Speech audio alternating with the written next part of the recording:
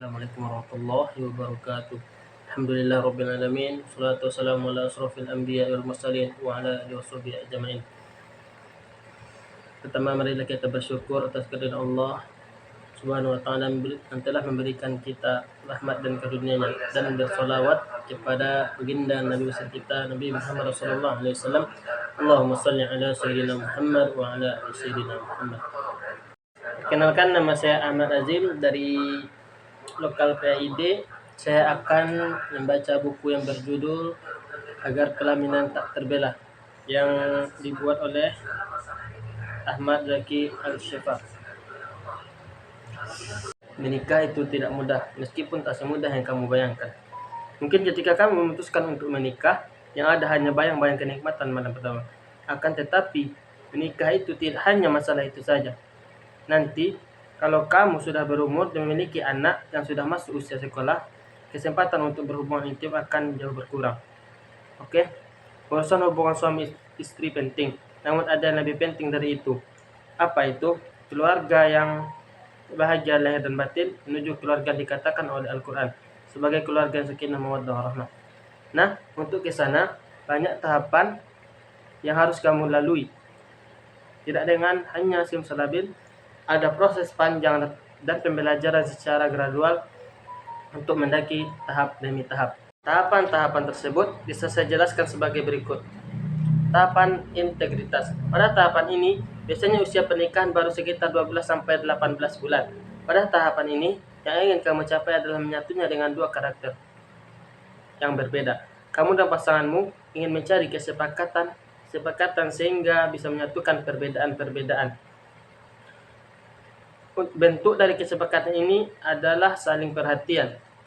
Biasanya pada masa-masa ini, antara kamu dan pasanganmu berusaha untuk saling berbagi perhatian. Namun pada saat yang sama, kamu juga ingin menjadi perkawinan itu seimbang, stabil, dan tidak sampai menjurus pada jurang perpisahan.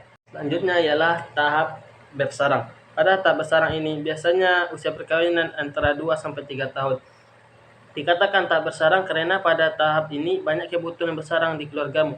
Maklum, kamu dan pasanganmu sudah punya anak, maka pada tahap ini kamu dan pasanganmu akan berbagi peran. Sebagai suami, kamu akan lebih terfokus pada bagaimana kebutuhan dalam keluarga menjadi terpenuhi. Pada posisi seperti ini, yang bisa kamu lakukan adalah kerja. Sementara sang istri sibuk dengan urusan rumah tangga, mengatur kebutuhan dapur, juga kebutuhan anak.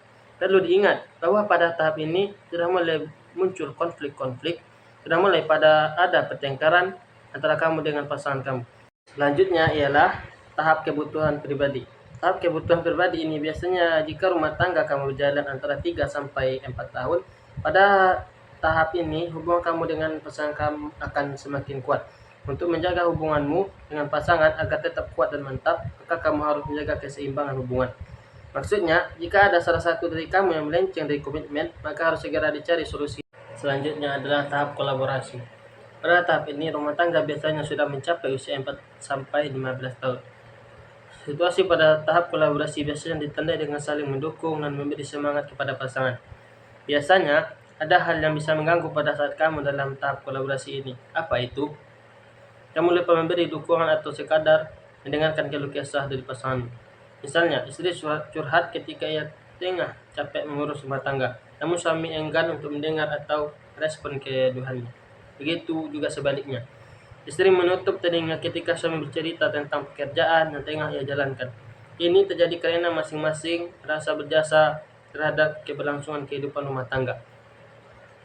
Istri merasa telah berjasa merawat rumah dan seabrek perniknya. Sementara suami juga merasa bahwa dirinya sudah banting tulang guna meraup cuan untuk anak dan istri. Selanjutnya ialah tahap penyesuaian. Pada tahap ini, usia rumah tangga sudah mencapai 15-24 tahun. Pada tahap ini sudah banyak rintangan dilalui dan masing-masing pasangan sudah saling mengerti karakter masing-masing. Namun, ada masalah yang tersisa dari tahap ini. Bisa jadi pasangan kamu berubah dan semula pasanganmu terbuka, ceritakan apa saja yang ia alami, tiba-tiba berubah menjadi tertutup. Atau pasanganmu tiba-tiba berubah menjadi dingin dan tidak care dengan dirimu. Maka, untuk mencari solusi dari kebutuhan ini, kamu harus terus membangun komunikasi dengan pasangan. Jadilah pendengar yang baik, Jangan menutup telinga dengan apa yang menjadi keluh kesah pasanganmu. Dengarkan respon, cari solusi, bahkan kalau perlu berilah sedikit pujian untuk pasanganmu agar ia lebih care dan semakin menunjukkan kasih sayangnya kepadamu. Mungkin hanya itu yang dapat saya sampaikan. Saya akhiri dengan Assalamualaikum warahmatullahi wabarakatuh.